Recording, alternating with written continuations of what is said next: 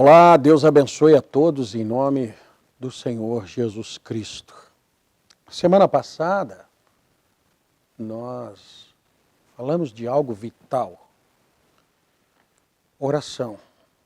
A nossa comparação não foi radical, mas eu creio que ela foi intensa. Orar para a vida espiritual é exatamente igual respirar para a vida natural. Agora, pensando nisso, em quão intensos são as coisas espirituais, as coisas de Deus, Deus não vai fazer alguma coisa diferente que ele tenha melhorado com o passar dos anos.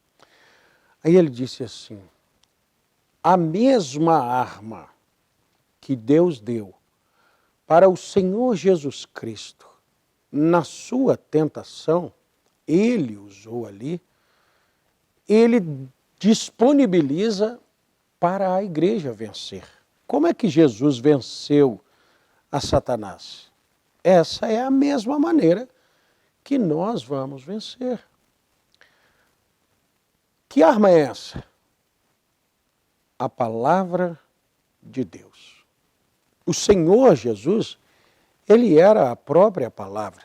E ele podia sair ali falando coisas que não tinham sido faladas antes. Não, ele não fez isso. Ele usou aquilo que já havia sido dito pelos profetas.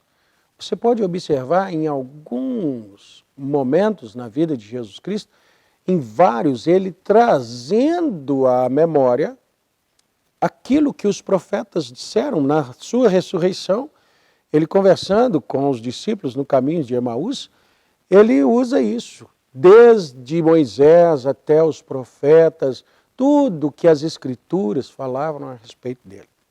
Então vamos tomar essa base aqui, São Mateus capítulo 4, para nós entender como vencemos, o que nós devemos usar.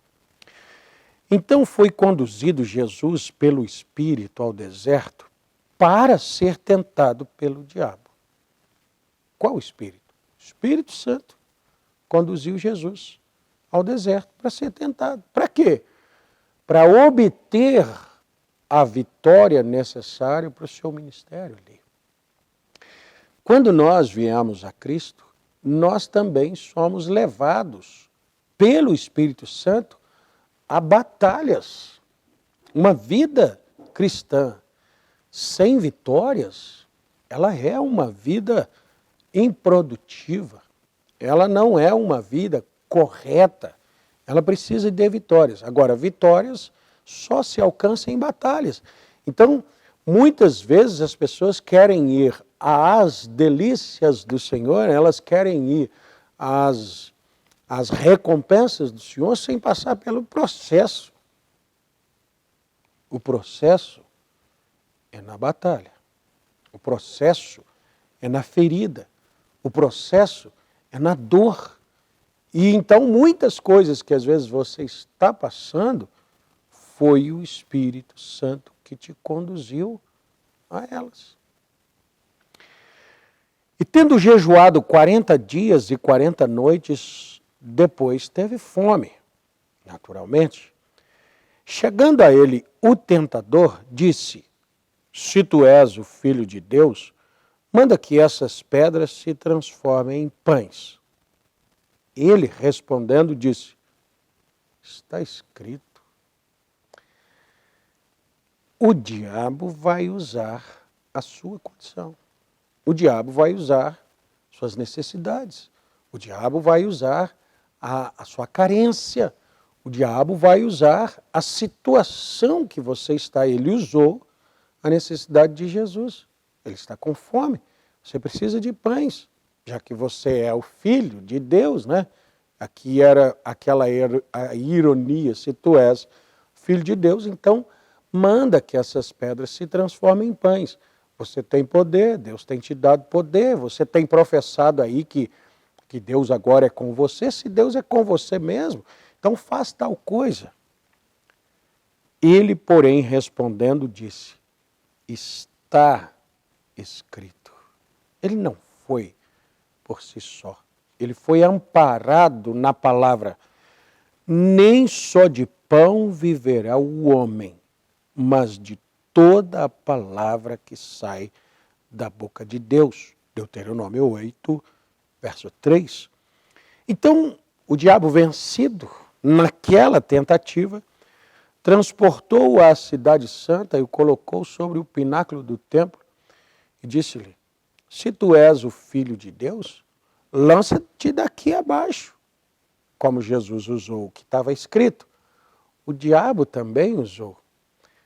E ainda disse: porque está escrito, aos seus anjos dará ordens a teu respeito e tomar-te-ão nas mãos para que nunca tropecem os teus pés em pedra alguma, né? Salmo 91, 11 diz isso. A resposta de Jesus para ele: disse-lhe Jesus, também está escrito, não tentarás o Senhor teu Deus. Então, qual é a arma mais poderosa que Deus tem? A sua palavra escrita. Mas o diabo, ele também acessa essa palavra para tentar confundir um filho de Deus. Daí a necessidade de nós termos conhecimento da palavra, da mensagem para a hora, reconhecendo o seu dia e a sua mensagem, pregou também o profeta William Branham. Você precisa reconhecer qual palavra é para aquele dia. Você tem que reconhecer, tal como o Senhor Jesus Cristo, está escrito que daria ordem a seu respeito aos anjos e eles cuidariam para que os seus pés não tropeçassem. Está escrito isso? Está escrito. Você sabe que está escrito? Sei. Então lança-te daqui para baixo e vê se os anjos vêm. Ele diz, opa, mas também está escrito, não tentarás o Senhor teu Deus. Não existem algumas orações, algumas petições que umas pessoas fazem baseado em coisas escritas, que elas são uma tentação a Deus? Nós falamos em orar, não é? Eu estava falando com a igreja no culto de oração, na terça-feira passada, sobre orar para determinadas coisas que Deus não vai fazer. Nós estamos vivendo num mundo hoje que são dias proféticos. Eles foram profetizados por Jesus Cristo, baseado em acontecimentos escriturísticos passados. Jesus disse assim, tal como foi nos dias de Noé. O que eram os dias de Noé? Que a maldade do coração dos homens era má continuamente. Que tal então você e eu nos colocarmos a orar para que Deus mude esses dias? Já que Jesus disse que como foi lá, assim seria hoje. Ora, você vai estar orando algo que é uma tentação. Está escrito que tudo que eu orar, crendo, eu receberei. Me diga aqui, você receberá isso? Se pedir? Eu estou crendo que vou receber. Não, isso está fora da palavra. Mas está escrito. Aí a necessidade da igreja ter o conhecimento e a capacidade de reconhecer para qual dia é tal escritura, para qual situação é tal escritura, para você não se tornar um frustrado com Deus. Orei e Deus não fez. Estava escrito e eu peguei o que estava escrito e tentei aplicar. O profeta William Branham disse assim, 3 coisas que você não pode fazer. Você não pode interpretar mal a palavra, você não pode deslocar a palavra, tirar ela daqui para jogar ali, e você também não pode aplicar mal essa palavra. Então, aí você diria, ora, então todo mundo vai ter que ter a condição, a capacidade dos pregadores. É verdade. Meu Deus, isso exige da igreja. Olha só, a igreja, lá no princípio, na primeira era, ela deu oportunidade ao nicolaítismo. O que o profeta William Branham fala ali, de quando em Apocalipse Deus faz uma queixa contra aquela super igreja de Éfeso. Ela tinha entre eles os leigos, os nicolaítas, enganavam os leigos. Agora, nos nossos dias, não pode haver leigo na igreja. Eles fizeram uma distinção de o clero, o sábio, o ministério, os homens que falam por Deus e o povo que não sabe nada. Deus trouxe aos nossos dias a revelação, a abertura dos selos. Quer dizer, Deus tirou todos os nós, Deus tirou todas as ataduras da palavra e deixou essa palavra aberta agora para a igreja. Então a igreja não pode hoje ser leiga e dizer assim, ora, Deus está requerendo de nós, pelo que o pastor Vilaça está pregando aí no Chaves do Evangelho de hoje, Deus está requerendo de nós a mesma capacidade que os pregadores têm. Sim. Na mensagem, a revelação de Jesus Cristo, o profeta William Branham, no livro da Exposição das Eras, na página 5, ele diz assim, olha, para compreender esse livro de Apocalipse agora, vai ser necessário que a igreja tenha percepção profética, tenha habilidade para ouvir de Deus e tenha instrução do Espírito Santo, instrução do Espírito. Isso dá para todos nós, tanto nós que pregamos, como você que ouve, a responsabilidade de buscar. Senhor, me dá a instrução do Espírito. Eu preciso ter essa habilidade de ouvir de Deus, essa percepção profética. Para quê?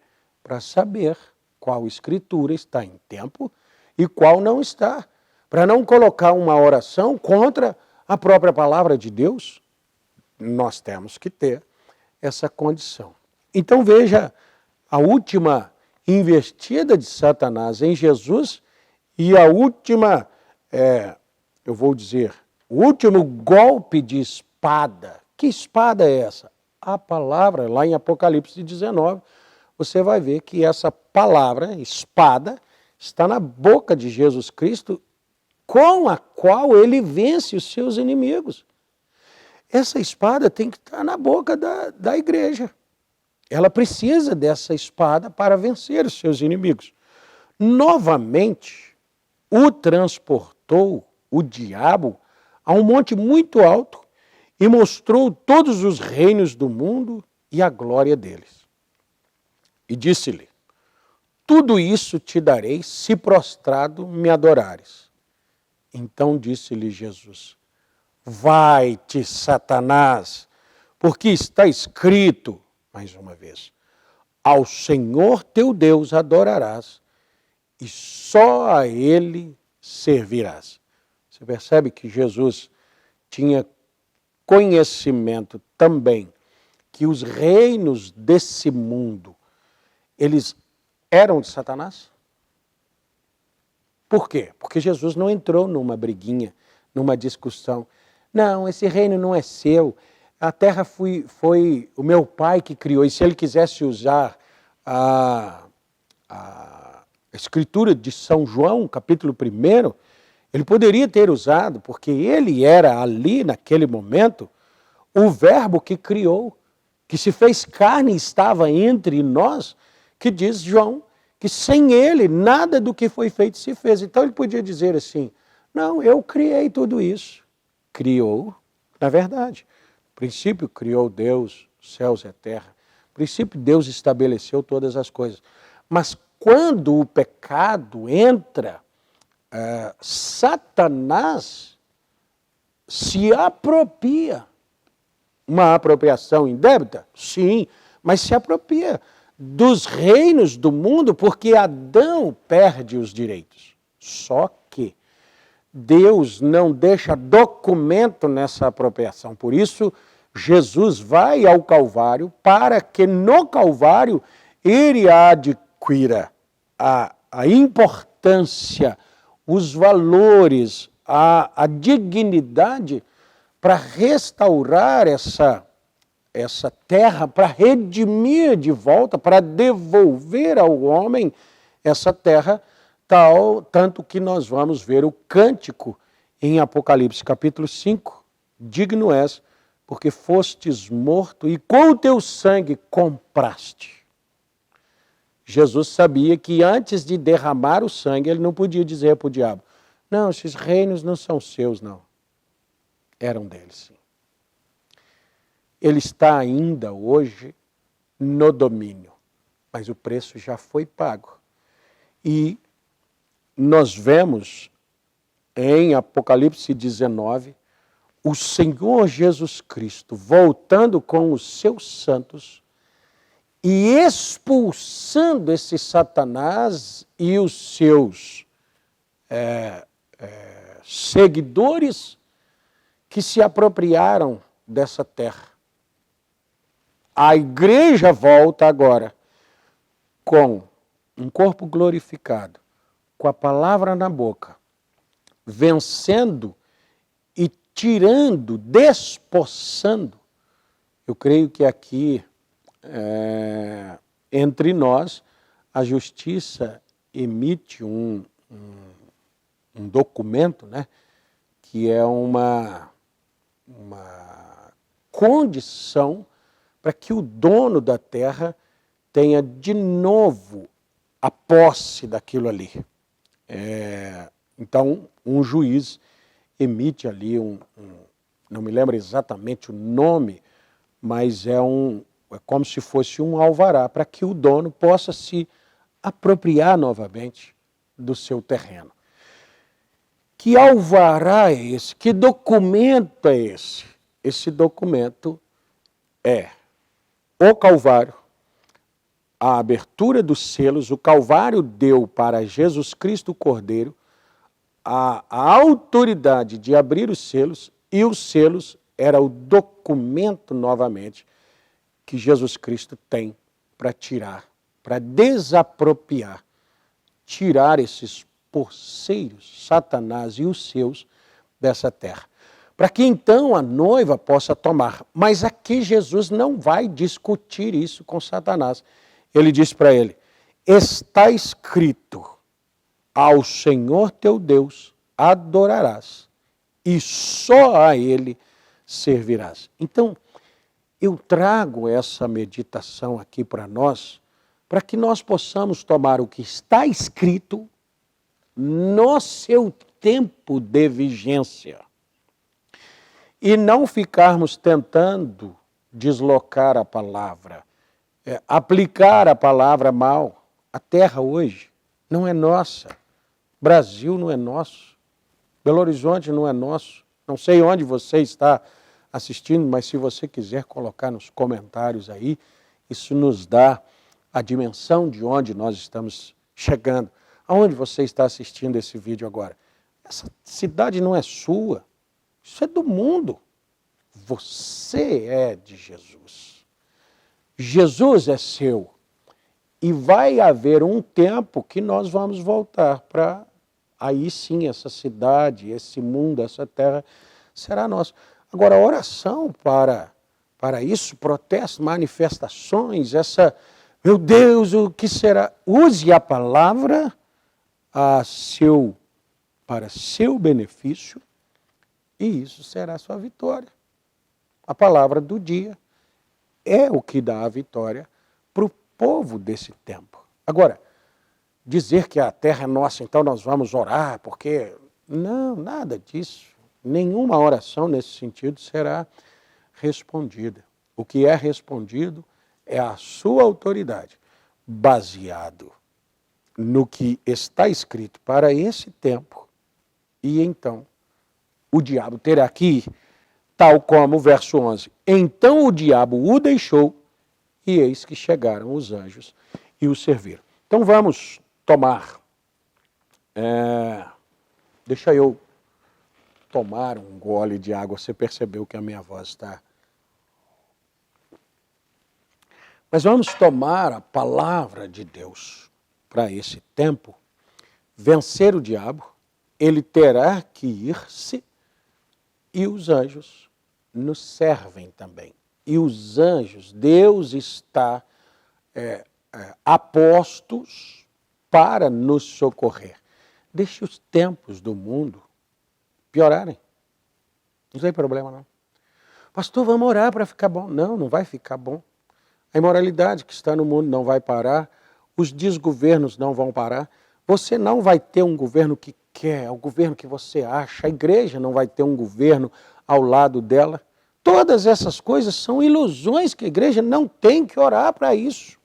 Você tem que usar o que está escrito, repreender o diabo que te tenta, que te atormenta, ele vai embora e Deus te socorre.